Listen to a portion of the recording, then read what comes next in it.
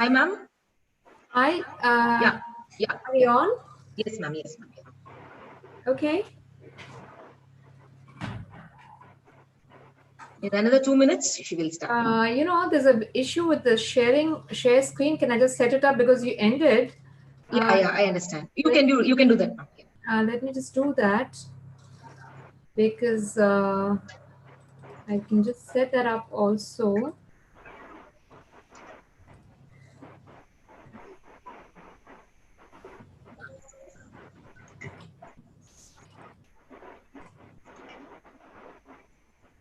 Okay. Are we okay now? Yes, ma'am. Yes. It's perfect. Do I have to just go back to stop share? Yes, ma'am. Yes, ma'am. Okay. I think we're home now. Yeah. Next 2 minutes, ma'am. We will start. Okay.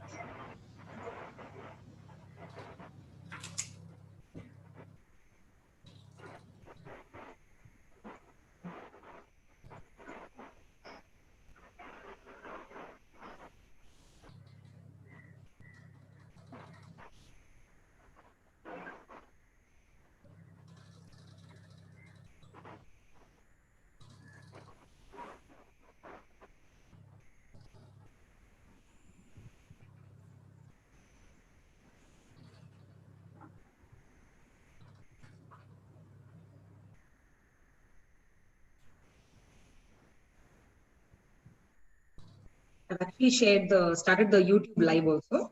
Okay.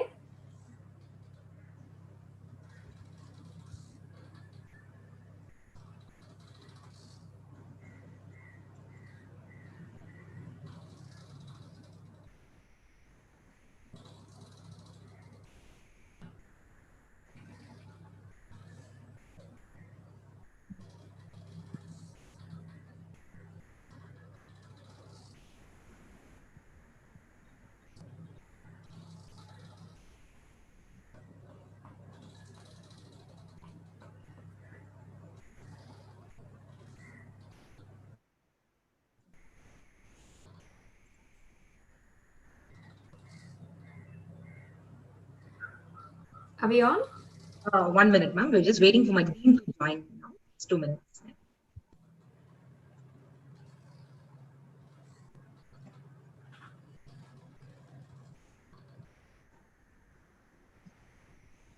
Yeah, we'll start now.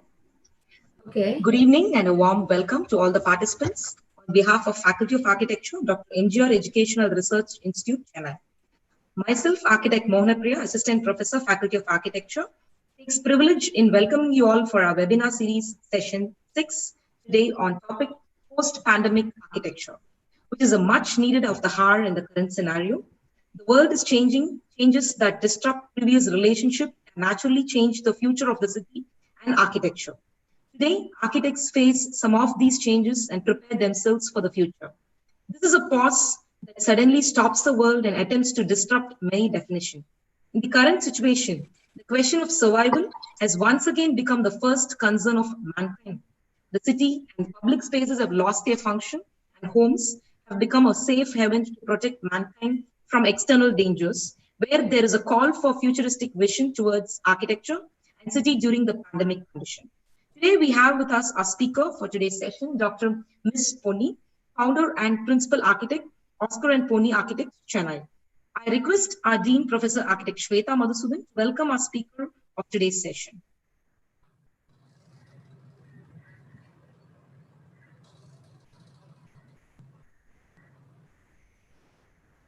Very good evening, ma'am. This is Shweta. So, on behalf of Dr.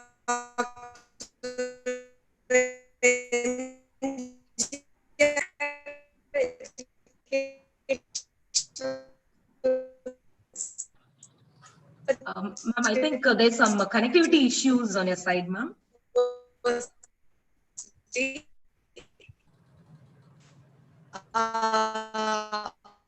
I really most honored. Ma'am, sorry to interrupt. Imam, there's some connectivity issues on your side. Thanks for accepting our invite within a short notice, ma'am. Thank you so much, and thank you so much. Thank you. Oh. Sorry, ma'am, there's some connectivity issues, I think. Short brief about... You don't hear me? Ma'am, yes, ma'am. There was some connectivity issues, ma'am. Are you able to hear me? Yes, ma'am. Yes, ma'am. Yes, ma'am. Okay. Ma'am, can I take forward the session? I think there's some connectivity issues. Sorry for that. No problem. A short brief about our today's speaker. Dr. Ms. Ponni did a BArch from the National Institute of Technology, NIT Trichy, in 1987, and was the first undergraduate women student admitted to NIT Trichy. Later, did her MArch at Cornell University in 1989 and advanced professional studies at Harvard University in 1992. She was conferred an honorary doctorate in modern architecture in 2008 in Malaysia and University of Milano for modern architecture and architectural science in 2014. She has worked with internationally renowned architectural firm Edward Larrabee Barnes in New York City on several skyscrapers, university campuses, and stadiums before joining her husband in 1996, ushering an era of diverse award-winning projects from institution, technology parks, apartments, shopping malls to hospitality, luxury apartments, township, corporate offices, educational institution, hospitals, and luxury villas. She has won more than 132 international, national, and state awards for architecture, interior design, and has been widely published in design magazines and newspapers. Architect Ponni received the Distinguished Alumnus Award from National Institute of Technology for the Golden Jubilee celebration from His Excellency, the former President of India, Dr. APJ Abdul Kalam. Ponni was recently awarded the Women's Icons of Asia in 2019 in Singapore, along with 11 women from Asian nations. Ponni and Oscar are involved in the Prime Minister's Pradhan Mantri Awas Yojana project and also built noon meal centers, toilets for underprivileged girl students, as well as schools for leprosy afflicted patients' children. Ponni also has annual exhibitions of her paintings to raise funds for leprosy eradication. We welcome you, ma'am, and request you to take over this session. Thank you very much, Architect Mohanepriya. On the outset, I would like to thank MGR University for giving me this wonderful opportunity to talk about post-pandemic architecture. I consider COVID-19 as a design catalyst to promote architecture in optimism. So let me start my presentation, and let's see. Yeah. Let me just, yeah. Are we okay? Yeah, yes, ma'am. Yes. Great. So let's talk about architecture of optimism.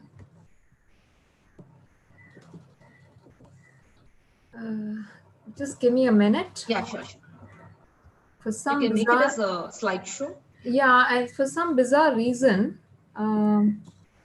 my slides don't seem to be moving. I don't know why. Did you click the slideshow button?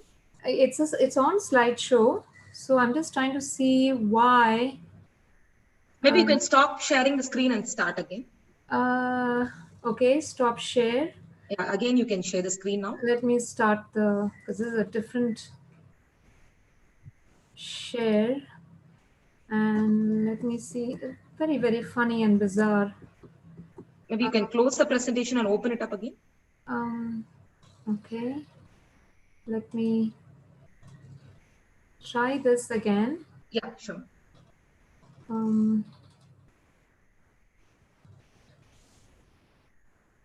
Yeah, now you can.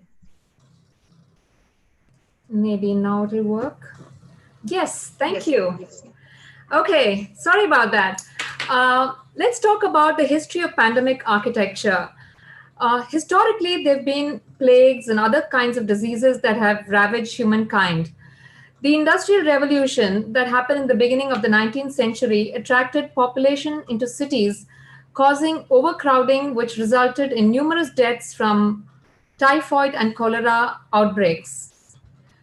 So if you look at Paris, Paris today is a very beautiful city, but what happened in the 19th century is that it was a very overcrowded city. Like we explained before, there were a lot of migrants coming into Paris, and therefore there were a lot of slums and tenements. And in 1832, there was a massive 6-month cholera attack, and with that started the construction of underground sewage systems, new wider streets, parks, and squares. Moving on to New York City, this is a very beautiful image of Central Park. I lived in New York City for close to 10 years, and I can tell you it's one of the most prettiest spots on the planet. In the 19th century, however, the belief that malaria and cholera were caused by a lack of fresh air, and that was the inspiration for Frederick Law Olmsted's Central Park in New York City.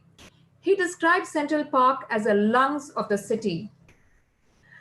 Moving on to the Spanish flu. The Spanish flu was another great endemic that happened between 1918 and 1920, and that prompted urban planning, slum clearance, tenement reform, and waste management.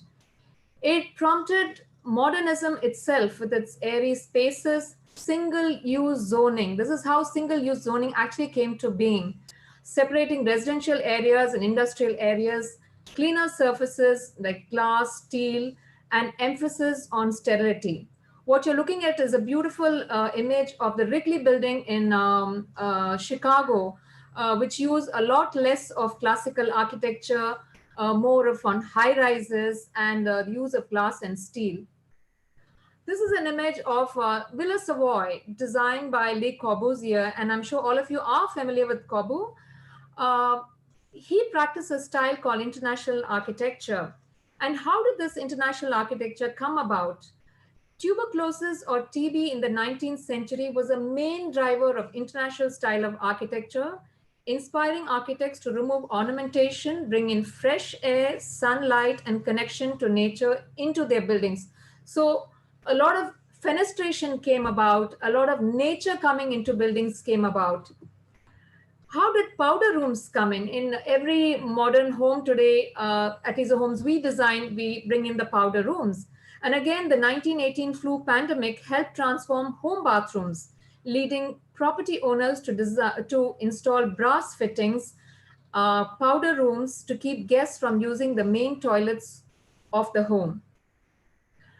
Coming to recent viral attacks, in the most recent times, outbreaks of AIDS, Ebola, SARS, and H1N1 have been little more than tragic headlines for the majority of us, barely touching our daily lives. However, today, the current coronavirus lockdowns are all but unprecedented in modern history, taking us all in its trail of destruction of life at home in India as well. Let's look at life after COVID-19. After BC, that is before Corona, looking forward to after Corona, we may have to look at designing human habitat in a very different way as nature has placed a new challenge for us. So what are the 3 different design verticals that affect post-pandemic design?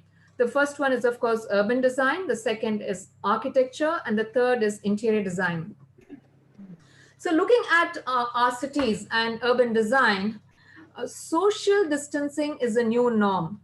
With COVID-19 lockdowns reducing the use of roads and public transit systems, city authorities are taking advantage by closing off streets to cars, opening others to bicycles, and widening sidewalks to help residents maintain the 6-foot distancing recommended by global health authorities. And what's happening right now in many cities, at least in Western Europe, cities like Paris, Rotterdam, cities in Belgium, for example, and even in London, they're encouraging bicycle lanes. Encouraging cycling may reduce crowding on buses and subways. In Oakland, California, almost, I would say 10% of roadways have been closed to traffic, reducing air pollution. Remember today that air pollution is one of the main and worst carriers of the viruses. A recent Harvard study has indicated a correlation between air pollution and COVID-19 in the US, while Italian scientists have detected viruses on pollutant particles. So what is actually happening is the viruses are sitting on these air pollutant particles. You don't have to sit next to a COVID patient to get the disease. You can actually walk into a very polluted place, breathe in this polluted air and have the virus attack your system. So reduction of air pollution is an immediate must and therefore creating pedestrian only zones with landscape is a viable option. The beautiful image that you're seeing in this slide is actually the Duomo in Milan, Italy. And I'm sure most of you have traveled to Italy and experienced the Duomo. It has a beautiful cathedral on one side, the Galleria on the left-hand side, and a whole bunch of historic buildings on the right-hand side. Truly a magnificent place to congregate. And this is actually close to car traffic, and it's been so for the past many years. Reimagining public spaces, and I'm talking about public parks. Parc de la Resistance, a speculative proposal by Austrian design studio Precht, imagines a public park made from a maze-like network of 3-foot-high hedges. The layout provides 20-minute walking routes that can be completed while maintaining distance from others, thanks to gates indicating when paths are occupied. Let's look at public street furniture. The widely publicized 6-foot distancing guidelines could redefine the layout and spacing of new public facilities. And in Milan, one of the cities worst hit by COVID-19, designer Antonio Lanzillo has envisaged public benches equipped with plexiglass shield dividers. The other main activity that's facing urban city users or city dwellers is the business of shopping. So today when we go shopping, we go to supermarkets that are basically air conditioned. And remember, any air conditioned environment today having more than 100 people are actual transmitters of the virus. And why is that? Because aircon systems are petri dishes for the cultivation of bacteria and viruses. So there is a Rotterdam designer who has come up with a nice solution. The architectural firm actually showcases a 4-meter by 4-meter grid model of a hyper-local micro market design that puts social distancing first. So what you're looking at is open air shopping, not like the ones that you have in Coimbatore, which is terrible. We're looking at 14-meter grids. We are looking at, 3 market stalls on 3 different sites, each selling a different kind of fresh produce. The grid is marked on the pavement with highlighting stick-on tapes and barricaded off with standard stanchions, crowd control, or crash barriers. Modular construction is indeed another technique that we need today, because we need construction to start quickly and finish quickly too. As the pandemic has grown, the most pressing need in architecture has been speed. Prefabricating standardized components in a factory, then assembling them quickly on site is a good alternative. In this case, local labor can be used instead of migrant labor, and the building can be finished in 40% less than the time taken for conventional construction. This is very, very relevant to a country like India, where we all practice in situ construction, which means that we have to bring in tons of migrant labor into our cities. And guess what? With the COVID scenario, they've all gone back. And builders today are facing a new problem. We'll have to use local labor at twice and thrice the rate. So all this doesn't make a lot of economic sense. And I feel personally that modular construction is the best way out. Adaptive reuse of buildings. Existing buildings must serve newly relevant purposes. Adaptive reuse is regarded as a sensitive, sustainable approach for our aging cities. And it's proving to be the most efficient way to create emergency facilities. What you're looking at is an image of the Jacob Javits Convention Center in New York City. And it's a beautiful convention center, which today is being converted to a 1,000-bed medical facility by the American military. The image below, you can see a sports arena that's been converted to pop-up hospital facilities, which with lightweight construction material, where you can have testing centers, you can have a triage, which determines which patient goes to which section, and then have treatment facilities as well. Let's look at urban farming. Urban farming is going to be a trend. Building and nurturing one's own vegetable patch at home will be a survival strategy and no more a fashion. In addition to producing food, indoor gardens can provide oxygen. Rejection of mass industry, and this is again a personal opinion of mine, that going Swadeshi is the best mantra for survival. Governments will have to maintain local manufacturers to restore economic performance. Using local materials and technology will be vital for economic prosperity. And this is a challenge practicing architects like me are facing. A lot of our projects needed material from abroad, and particularly from the Far East. And guess what? With COVID, everything has come to a standstill.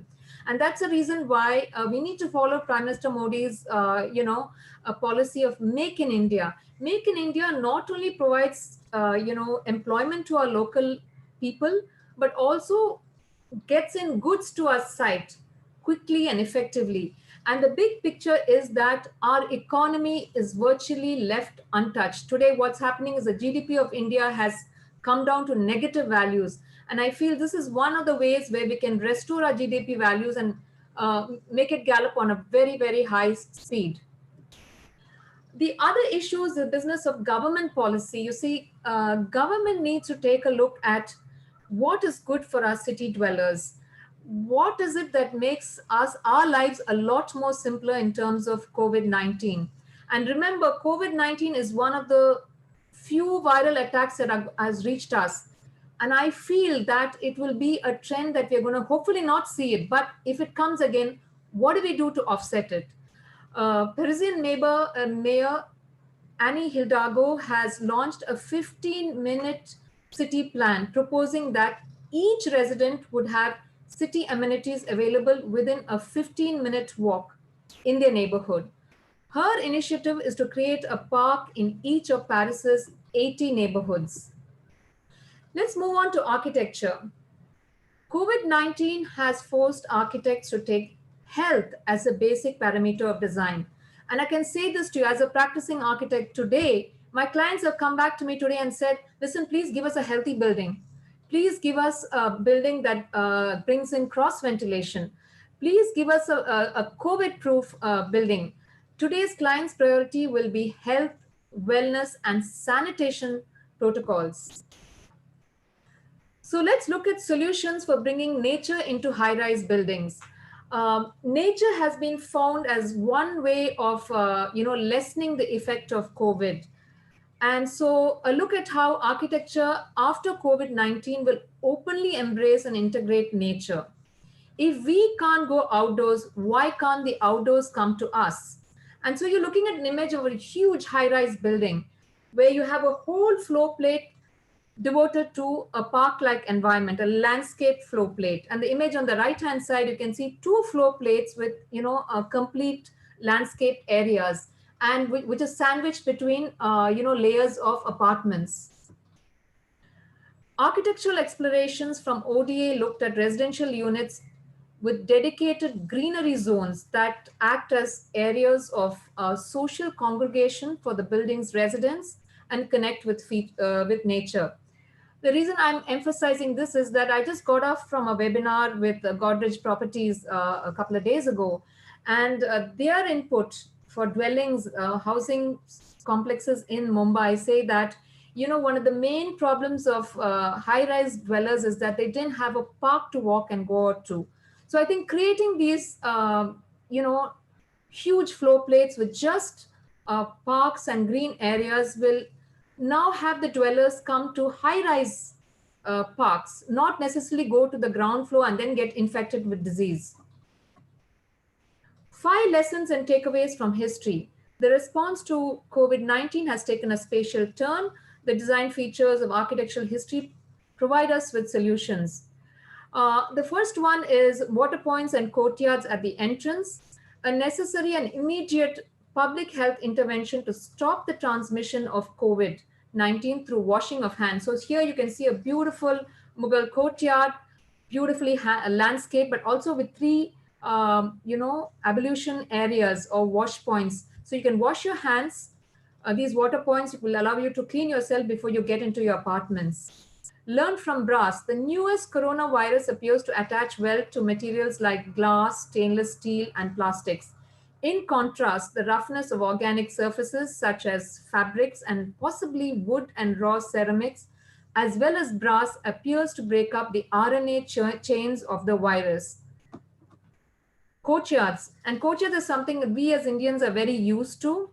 The courtyard allows us to have households interact with sunlight and open air without needing to step out. The courtyard is a communal space to store provisions, to allow children to play and to hear each other's sounds of health or distress. Porches, lobbies, and alleys.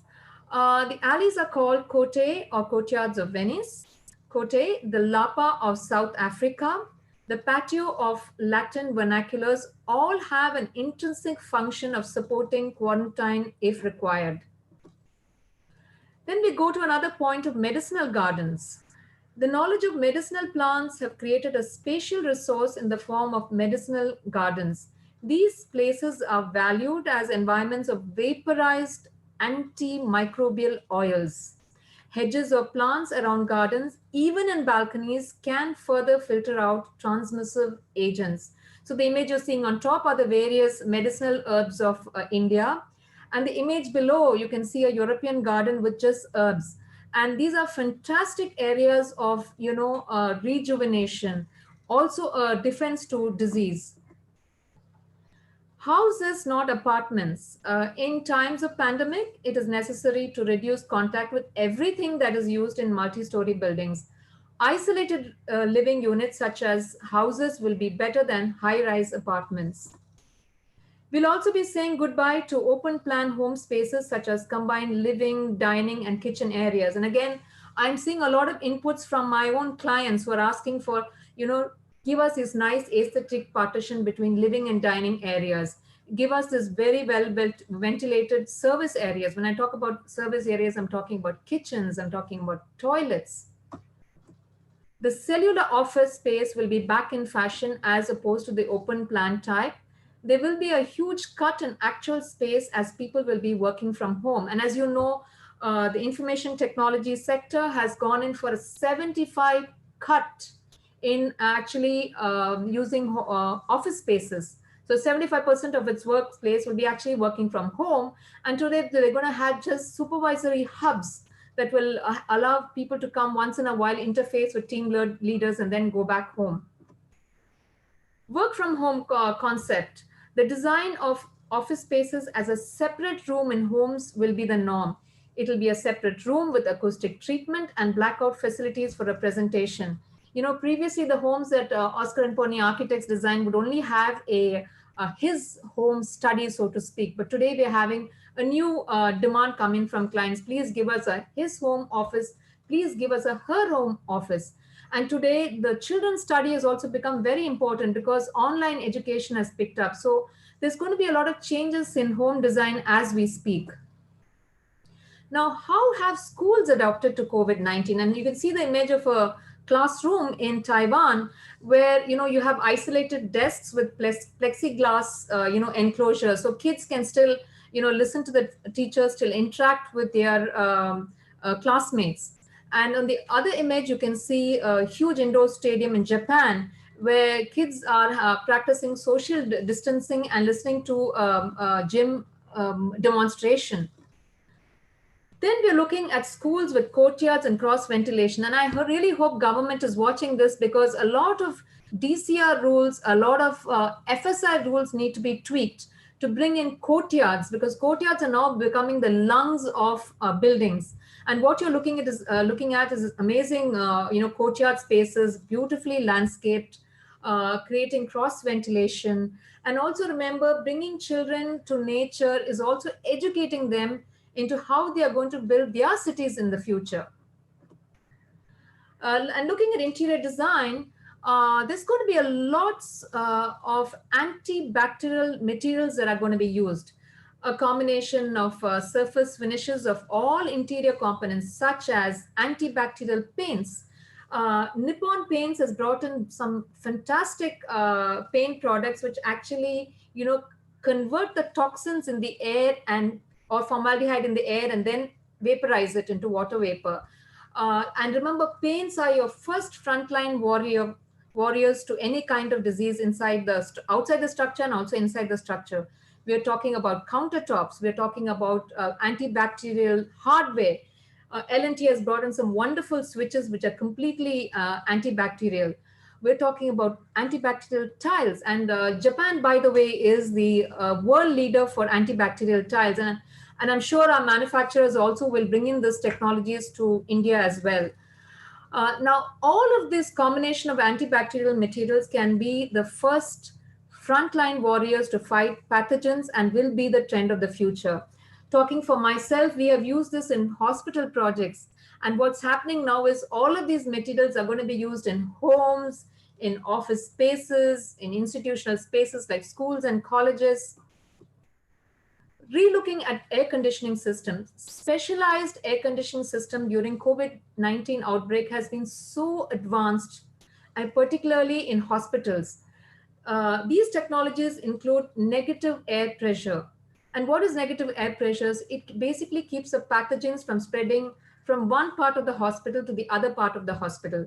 Displacement ventilation, in which cooler air enters from below and lifts contaminants.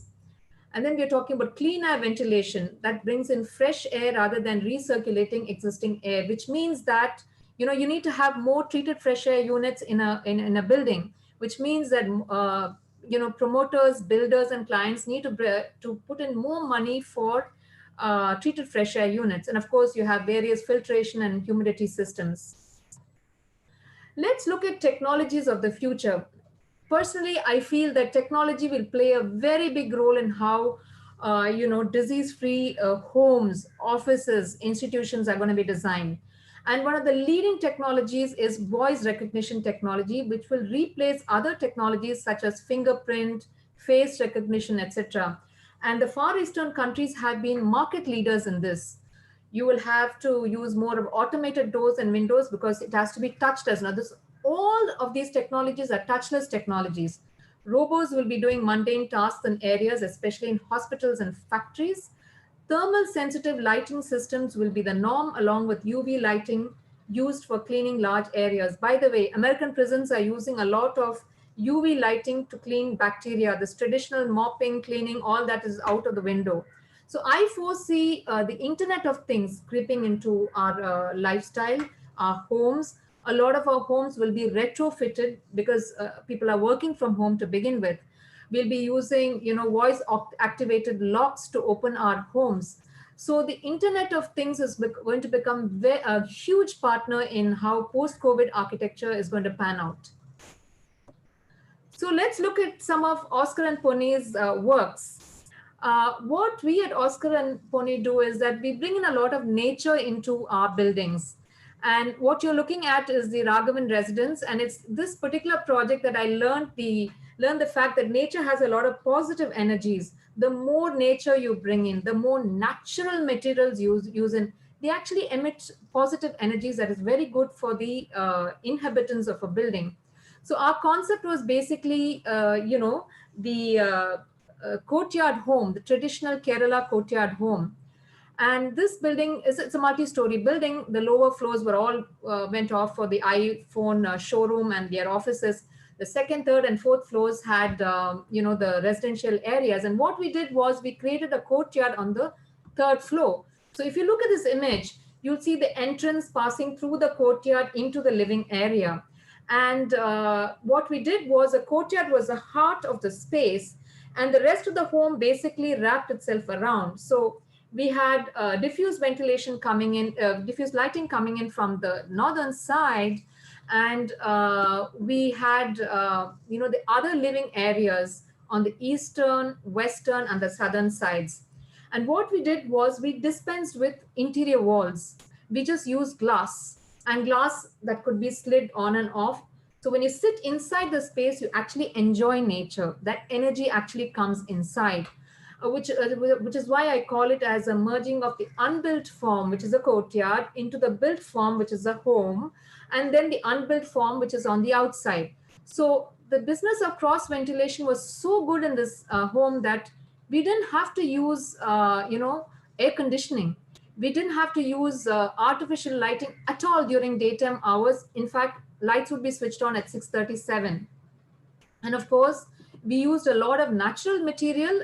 My client was very particular about using only Indian marble, only Indian granite, and a lot of India specific products. And so therefore we ended up with this fantastic, project, which shows that, you can create contemporary architecture in a very traditional Indian home concept. By the way, all of the projects that I'm showcasing today has won several national and international awards. This is again the space of the house, and you can see how the interior flow of the house weaves around the courtyard. Even the bedroom face the courtyard as we speak, the kitchen as well. So I think it's the business of bringing nature in that is so therapeutic, so good. Next, we move on to the Meridien Coimbatore project. We were collaborative architects there. It's about 256 keys, 7 lakh square feet, set on 16 acres. It's a humongous building.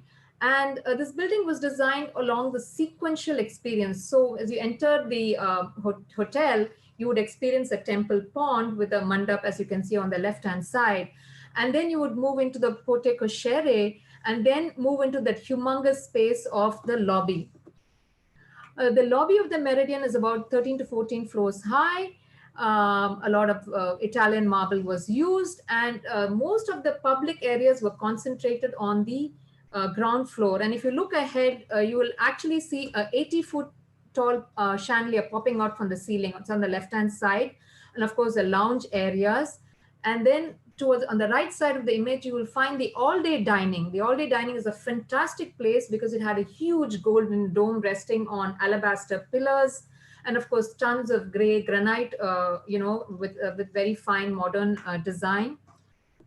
This is the atrium bar, and what was done here was a lot of mirrors were used not only in the display units but also on the ceiling to give it that spatial volume. This is the Peacock Restaurant. The Peacock Restaurant is a fine restaurant which we use a lot of white and gold, and of course a lot of gold ceiling, gold foil ceiling, and traditional, chandeliers. The banquet hall is another fantastic space, highly contemporary in design. The carpets that were designed by us were like very, very organic, but very contemporary. And I think the showpiece was basically a chandelier on top that was very contemporary, very, very in tune with the design vocabulary of the room. This is a Tamil Nadu suite in the Meridien. And I had a lot of fun designing it because I'm a great proponent of Indian classical architecture and interior design. So we created this fantastic suite with loads of carving, fabulous Italian marble with white and gold combination. And indeed, this is one of the most favorite and sought after guest rooms for the international users of this hotel. Then we move on to Laurel Mall. Now, Laurel Mall is one of the first non-air-conditioned malls that was ever created in this country, because what we did was we had non-air-conditioned spaces, and we had a central water body in the middle. So it meant that the water body gave off the cooling effect, and of course we made sure that the building was on the wind path, so that cooler air moved into the shop area, the different shops that were lined up. And of course, the only air-conditioned space was a multiplex theater that you can see far ahead. This is the GRT Institute of Technology. And as you can see, there are about 3 or 4 academic core. And the brief from the client said that please give us a neoclassical structure. So each of these academic cores have huge courtyards within these cores, and all of these buildings are linked up by aero bridges. This is an IT park in Chennai, 1.5 lakh square feet, filled with a lot of shiny glass. And the glass materials itself act like solar energy receptors, giving off and getting off energy from the solar system and then bringing it on to the building to power all the energy systems inside. We're looking at the office interiors. I do a lot of office interiors and I love to use tons of marble, a lot of feature ceilings. Feature ceilings is something that I'm very fond of. And I create a feature ceiling and then immediately create a connecting, motif on the floor. So what you see on the ceiling is what you get on the floor. It's a nice visual connect. And if you look at the image on the right-hand side, bottom corner, you'll see 4 feet high partitions. Now this was built, I think this office was done about 5 or 6 years ago. And then a couple of years ago, I found that, they were just sheer workspaces, no partitions. And that has been useless for the current COVID scenario. So these offices are back in vogue because they give the privacy, they give the isolation. It's just a lot more healthier to work in these environments. You're looking at the 5 lakh square feet Sastra University academic block, completely designed along Vedic lines. You get the you've got the library in the center, and of course the library has a fantastic skylight that was designed along the Sri Chakra of Vishnu's sacred geometry. I do practice a lot of these sacred geometries in our buildings because it's my belief that you bring in a lot of positive energy using sacred geometry. You're looking at Shastra University Biotech Park, again 2 lakh square feet. It was, you basically had the animal labs on the 2 separate wings, and then you had classrooms and auditorium in the central part, and of course, the beautiful DNA artwork that you can see on both sides. And then we are coming to the Jiva Velu International School, a residential school. And of course, at Oscar and Ponni Architects, we believe in contextual architecture. So the Arunachala mountain was our inspiration. And we created the series of pyramidical roofs, which we call pyramids in the sky, that emulates the mountain in the background. And of course, this school is also a fabulous structure, won several awards. And the key issue there was we introduced a system of courtyards and huge corridors. You're looking at the City Lights IT Park. It's about 12 lakh square feet, a very modern building, lots of linear horizontal lines. And of course, we introduced courtyards here also. And you can see the play of light, in the pergolas and the design vocabulary on the left-hand side, a whole series of vertical and horizontal lines. This is a 15 lakh square feet IT park building, gold rated. Most of our buildings are LEED certified buildings or IGBC certified buildings because we believe in sustainable architecture. We believe in using eco-friendly materials. This is again a 40 lakh square feet IT park, which has 6 modules and a huge garden in the center. Again, LEED certified and gold rated. Next, we move on to the Hindustan University Library, and our inspiration was the Colosseum of ancient Rome. So you can see this beautiful oval building with punched windows and a very majestic entry. The center had this huge oval atrium lined with Indian granite, because it is indeed the crowd space and plaza space for the students to gather in. And of course, you can see the mushroom columns in the center. Next, we move on to the Science Museum in Rajahmundry, Andhra Pradesh. At Oscar and Ponni Architects, we designed loads of museums. And this has been a very interesting project for us because we've used geometrical motifs and styles in this particular building to bring in interest, number one, to also create a very monumental effect and give a very, very contemporary flavor to suit the science museum's design. These are again the elevations that you see, and you can see a series of circles, triangles, and it's a very playful geometry of massing. Again, the entrance. Next, we move on to neoclassical French architecture in Pondicherry. This is the Accord Metropolitan Hotel in Pondicherry, a 5-star hotel property, where we used neoclassical French architecture as an inspiration for this particular project. And we use tons of different sorts of material, really. Sandstone, cement plaster, wood, glass for the fascia. And of course, this is the fantastic lobby of the this building. And as you can see, it's my favorite marble. I've used combination of different marble, Italian, Indian, what have you. And of course, I've used the huge oval shape for my feature ceiling, out of which drop these fantastic French chandeliers. And if you see on the flooring, we've used Russian classical design. And on the left-hand side, I've used mirror panels because I feel mirror panels are the ones that create spatial volume in an otherwise very narrow space. This is a garden restaurant, and true to its name, we've created a garden gazebo, very intricate French-style wrought iron work. This is the banquet hall, and again, as usual, I've had the feature ceiling, and the feature ceiling has a connect to the central medallion of the carpet design. Again, in all of our projects, I design everything, right from the MEP placements, the plaster work, the different elements, including door knobs, carpet designs. And you can see here, the elevation itself has a combination of light boxes, Italian marble, fabric board for acoustic treatment, etc. This is my favorite leather bar because we use a lot of leather on the false ceiling, a lot of mother of pearl in the display cabinets, and of course, Italian marble countertop. And I think the cherry on the top was basically these light fittings, these amazing Italian light fittings, which I thought were fantastic.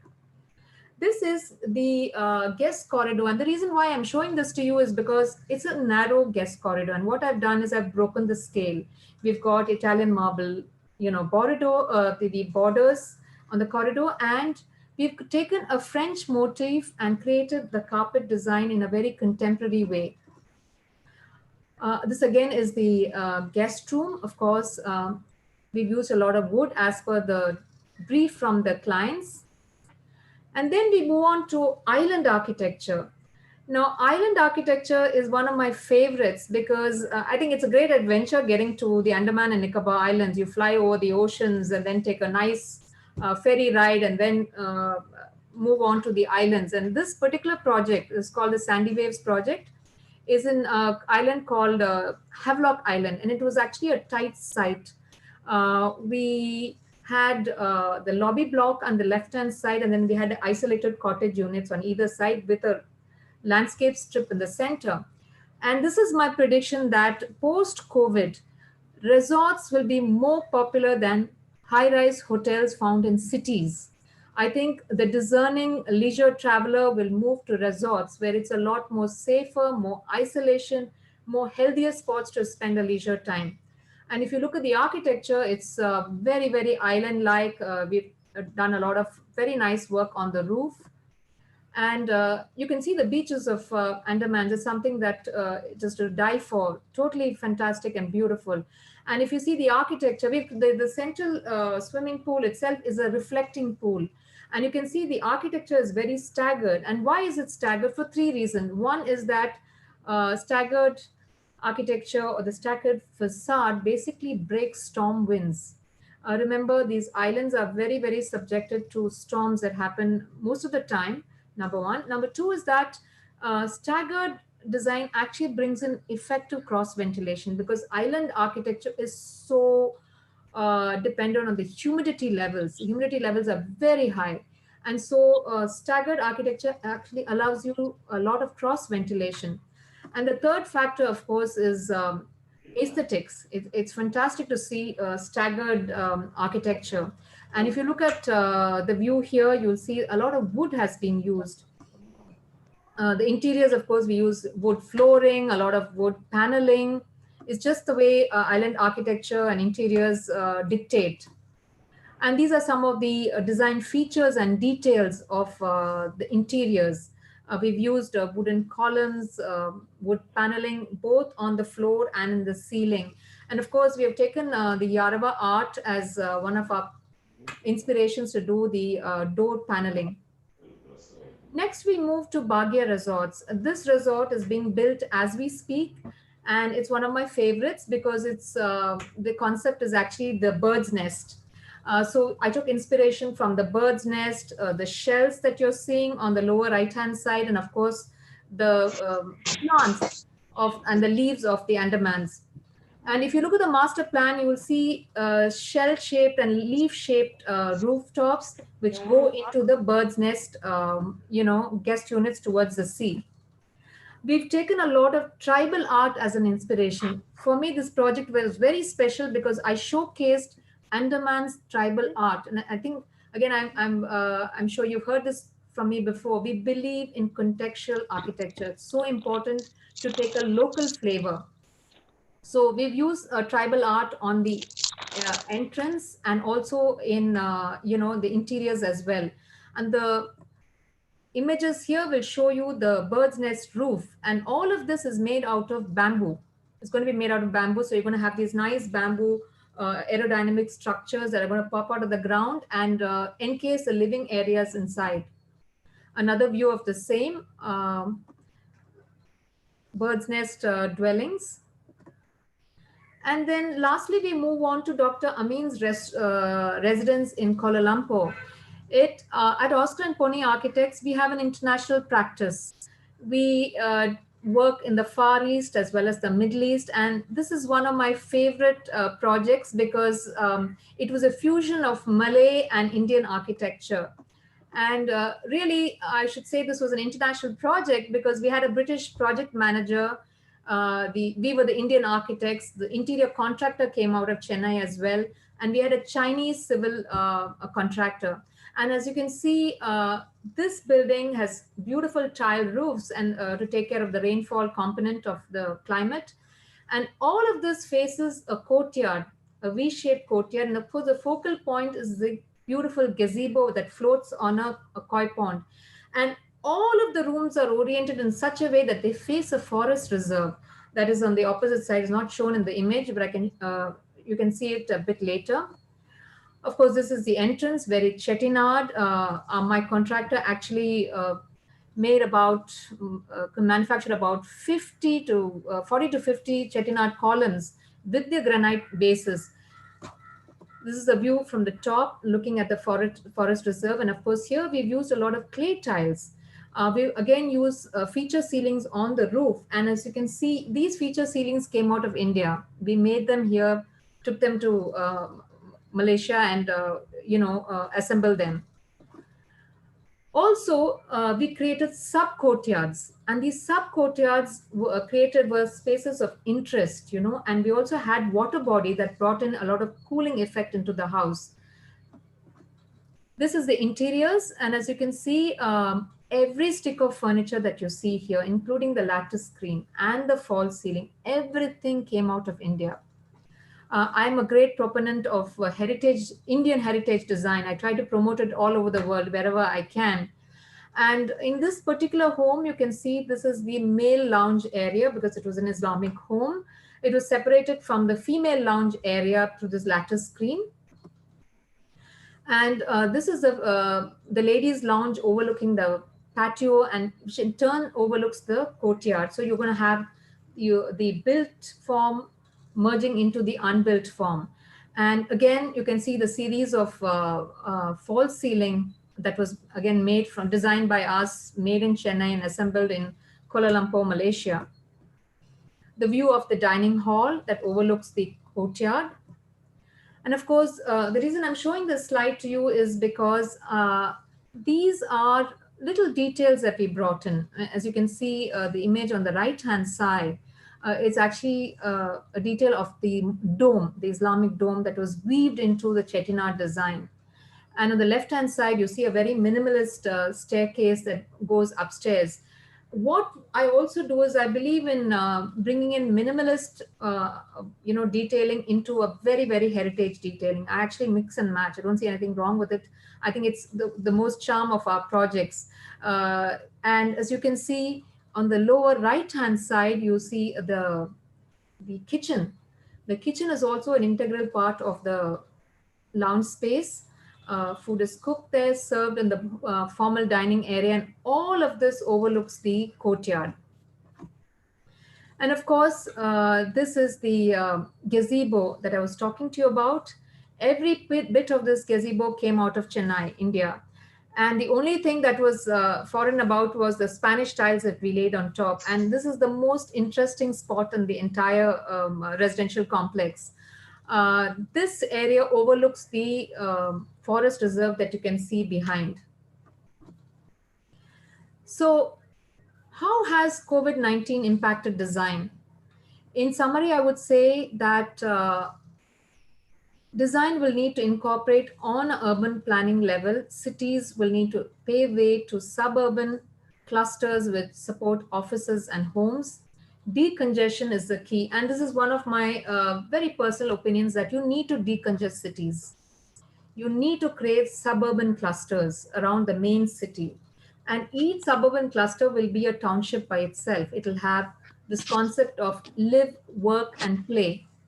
And each of these suburban clusters will be connected to each other by an efficient system of roadways. So let's say one cluster gets infected by a disease, you simply wall it off. Then the disease goes through the infection, transmission, and recovery period. And then the minute the inhabitants are off the recovery period, you simply take the walls off. When I say walls, I don't mean brick walls, but any kind of barricade. This is something city planners need to take into cognizance, that this is a smart way to contain disease.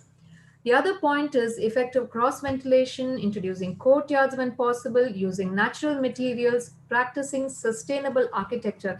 It seems that we use sustainable architecture over and over again, but I cannot tell you as a practicing architect, sustainable architecture is the way forward. We need to support local manufacturing, and all of this is the key to good design and survival of the human species. So back to basics. As we rush to meet the developments of the 21st century and the new space age, we are now forced to going back to basics, something that our ancestors in India practiced, the fundamental respect for nature and bringing the same into our lives. Thank you. Thank you, ma'am. Thank you so much for giving us a wonderful talk and a beautiful presentation. It's definitely an enlightening session for all of us at the much needed hour of the topic for our entire architecture fraternity. You also gave us a talk about the history of how pandemic shaped the world architecture, providing some solutions on how the life and architecture after COVID-19 would be, and what are the impacts on the design and the interrelationship that affects the post-pandemic design, touching upon the trends in urban design, architecture, and interior design. Also showing some of the examples of office spaces, institutional spaces, and how the role of technology in future would be. And finally, we ended up with showing your interesting projects, showcasing all your interesting projects. Thank you so much for spending your valuable time. I think we have a few of the questions from our participants' side. Can I start? Sure. The session? Yeah, sure. Yeah. So one participant wants to know how to reuse the buildings for COVID situation, because every modern buildings were fully air conditions. So she realizes one thing: contemporary buildings can't survive for this current situation. What is your take over this? See, it's like this, reusable, it depends on which project type you're looking at. Typically large span buildings, and I'm going back to Jacob Javits Center. Large span buildings are very good reusable buildings. When we create hotels, for example, remember in World War II, hotels were actually used as hospitals. Very large homes were used as hospitals. So I think it is important that you create large span structures as opposed to smaller cellular structures, because then they can be easily converted to reusable spaces. And when I talk about reusable spaces, I'm talking about emergencies like COVID-19 that we're talking about. Also, I would suggest that in hotel design, we can bring in a lot of alfresco or outdoor dining areas. So it depends how you engineer these spaces. As architects, we know how to mix and mingle these spaces. You won't believe it, but I'm sure all of you know that a lot of quarantine spaces are actually 5-star hotels today, even in Chennai. And what they're finding is that in Chennai five-star hotels, the hotels with a lot of outdoor dining has actually been very successful in accommodating patients because they can sit in these outdoor areas and recuperate as opposed to sitting in the room all the time. So I think it's how you weave these spaces. And as architects, you'll need to have an eye on what may just happen 10 years down the road. When I design buildings, I don't look at 2020, I look at 2030 and I look at 2040. So I think it's a little bit of a visionary feel that you need to bring into architectural education. Okay. Thank you, ma'am. I'll go to the next question. Is there any cost-effective solution in building materials to address the COVID situation? Actually, there is a lot of options available. When I spoke about antibacterial switches, any technology-oriented product has a low range, it has a mid-range, and it has an expensive range. So as architects, I think it's important to advise manufacturers to create low-cost, building products. For example, Oscar and I today are the architects for the Prime Minister's Housing for All project. I'm sure you'll have all heard about it, the Pradhan Mantri Awas Yojana project. And we've designed this beautiful, very low-rise structures isolated in half-ground piece of land. And we have used antibacterial materials. And we thought of it, you won't believe it, a year ago.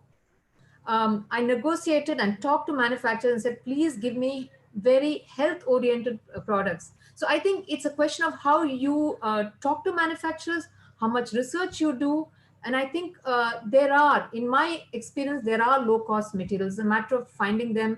It's a matter of tweaking them. It's a matter of talking and researching and also advising manufacturers. I'll go to the next question. One person feels, I felt sickness when I entered a metro station and airport because the air conditioning is switched off because of scarcity of water. Do you feel did government or building authority interferes in the maintenance issue? It's my very big concern. Public face a lot of problems. Can you share your views?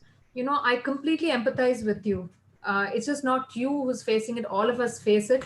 The reason is, again, design of these spaces. Nobody thought of a scenario like this, COVID-19 scenario. And of course, government has its own priorities. We can't always throw stones at governments because they also have their priorities as to how to operate these systems. But coming to the airport system, and I'll handle that. The aircon systems that were put in place, I'm not criticizing anybody, but I wish somebody had thought of, creating negative pressure spaces. I wish someone had thought of using more TFAs, and TFAs are treated fresh air units.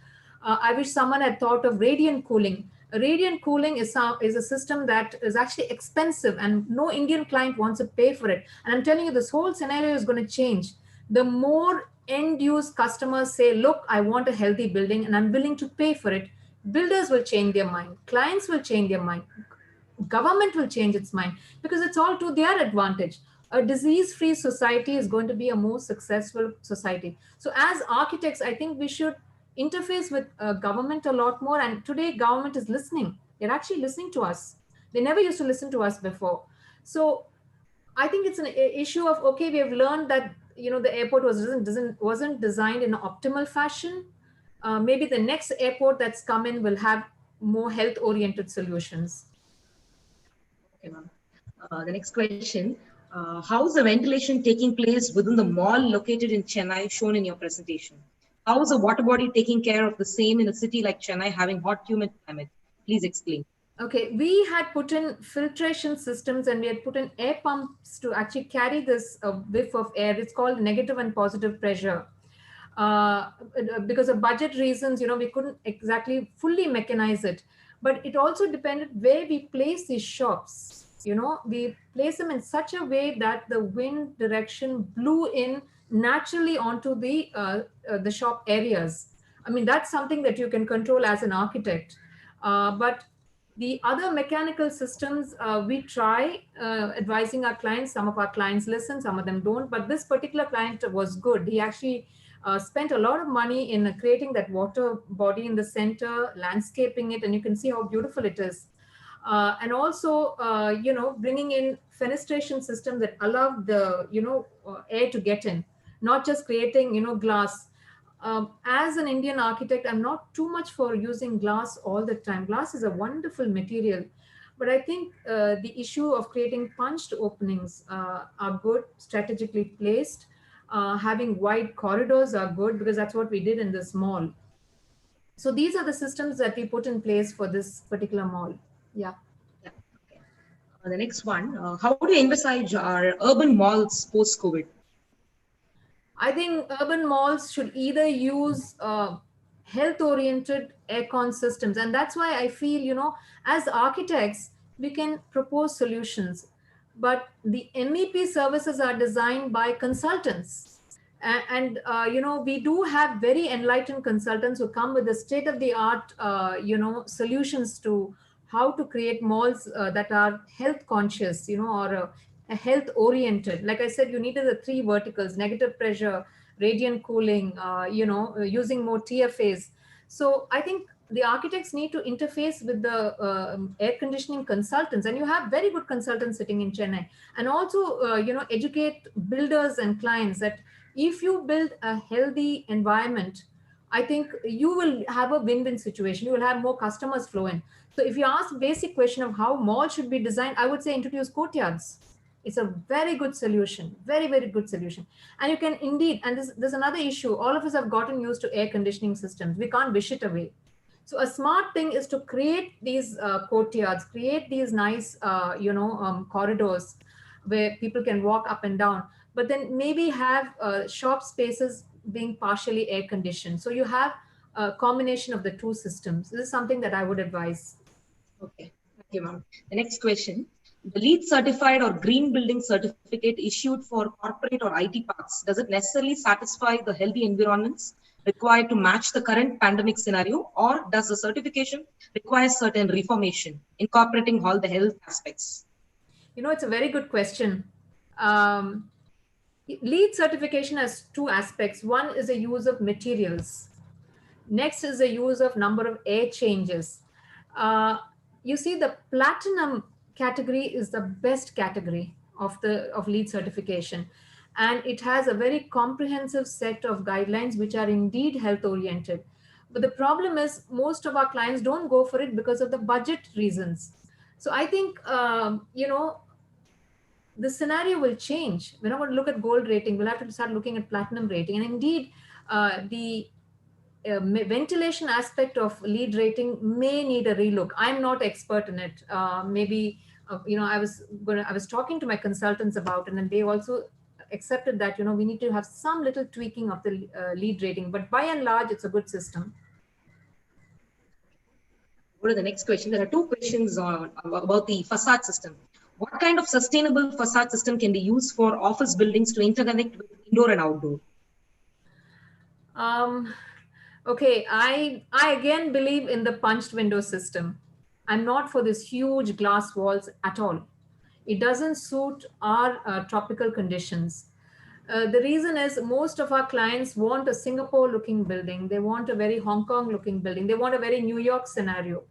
So being architects, I always bring in, even in a glass facade, openable units, more of the openable units. So let's say there's a power outage. There is an issue with electricity, the grid is off. Then you can open these glass panels. And I also make sure these glass panels are actually solar collectors. Today you have expensive, it is expensive, it's not cheap. You have glass panels that act as solar collectors. It is available in the market today. So you can still create a very New York effect, but you can use these glass panels to collect solar energy, and that has a sustainable, goal in mind. But I've been talking to a lot of my clients, and I've been telling them that please introduce courtyards, and we are doing that for some of our, IT projects. And remember, IT projects themselves are changing a lot. They're shrinking them, and they're going to make them more nature oriented. Yes, courtyards, yes, nice wide corridors, yes. We're bringing in a lot of natural ventilation. We're using aircon systems only where it's required. And we're going to also make sure that the air changes, they're called CFMs, what have you, they are more in number. Because the healthier the building, the more takers will be there. And that is going to be one selling point for real estate companies. Yeah. I'll go to the next question on facade. When it comes to the retrofitting of the existing structure, what better alternative facade material than glass can be used for malls and offices for a hassle-free spaces for a new normal in Chennai? You see, retrofitting comes with a price tag. You can't just strip the elevation off a building and then, slap on another, sort of panel to it or whatever. It all depends on the budget. It is doable. For example, we can take a huge glass tower, strip the glass off, and create masonry facades, beautiful facades with punched openings. That is possible. You can actually create openings in certain modules of the facade. It's going on as we speak. I mean, there are solutions to this, and you have consultants who help you handle the mechanics of how to retrofit these buildings. But remember, it is an expensive, option, and it of course depends on the clients and the building owner. Very, very doable. In fact, we should do it on an emergency basis. Because they are not COVID friendly. 50% of the buildings are not COVID friendly. Next question, ma'am. What would be your take on decongesting Chennai? Like places like Georgetown, Porshavakkam that have developed organically that barely has any scope of development. You see, those towns are historic areas. There are a lot of parameters because you have different, landowners. It doesn't belong to the government, and neither are we in an autocratic government that just comes in today and says, okay, listen, we're demolishing all this, going to be a park tomorrow. No. Ours is a democracy. We have different parameters for these kind of spaces, real estate spaces in India. So these are, there are measures. For example, I spoke about Paris. In Paris, they're going to demolish certain, neighborhoods and bring in more parks. That essentially is a dialogue between the government and the actual landowners. And I hope it happens because these are very crowded areas. I don't know if you're familiar with the geography of Chennai. Saukarpet was one area that has very high levels of infection. And why that happens? Because we have these very tiny, narrow lanes. Human density is so high. So it's a dialogue between government and private property owners. One last question by our participant. Do you think this situation is going to stay with us or is it temporary? See, I'll tell you something. If you look at the history of SARS, H1N1, swine flu and everything, it's been happening over the last decade. You even had Ebola in Africa. It didn't touch us. Now, Corona has come to us, and I think it's an eye-opener. Personally, if you ask me, I think you will see repetitions of this at every end of every decade. It's been happening. And even coronavirus itself, I'm not any great expert. I'm told that there will be a second wave. It's happening in China. It's happening in South Korea as we speak. So I think a smart designer, a smart developer will take cognizance of the factors that will make a building or a neighborhood COVID-proof. And such buildings and such infrastructure will be a ready market for the discerning buyer. I hope builders are listening to this. Definitely, ma'am. I think we came to an end of the questionnaire session. Thank you so much, ma'am, for spending your valuable time and give us a wonderful interactive session in your busy schedule, sparing your time even during this pandemic period. I request our head of the department, Faculty of Architecture, Professor Architect Radhika, ma'am, to say a few words. Sure. Thank you. You're welcome, by the way. Good evening, ma'am. Good evening. Good evening, all participants. At the outset, I would like to thank you, ma'am, for accepting our invitation and taking us through a wonderful and most thoughtful presentation, which is more apt in today's COVID scenario. Your presentation took us through a history of how pandemics have influenced architecture and urban planning, and how this COVID-19 is also going to influence the future architecture, as you rightly called, the new space age, and respecting nature and going back to our basics becomes very important. You also presented us with some of your interesting projects, your wide range of interior as well as landscape and everything. You had your hands on everything. So we're very much proud to have you today, ma'am. And you're one of the most privileged women iconic architect. I think you are going to be an influencer on most of the young generation girls who would like to follow you in terms of presentation, the way you talk, the way you present yourself. It's really mind-blowing, ma'am. Thank you so much. We are so happy to have you. We're looking forward to many more collaborations with you in terms of research also. Thank you so much, ma'am. You're welcome. You're welcome. Thank you for having me. Thank you, ma'am. Thank you so much. Thank you, ma'am. Thanks a lot. On behalf of Faculty of Architecture, I would like to thank all the participants for your cooperation and your valuable time and being so patient during the session. Looking forward to reconnect with you all soon for the next upcoming sessions. Thank you, ma'am. Thank you, all the participants. Thank you.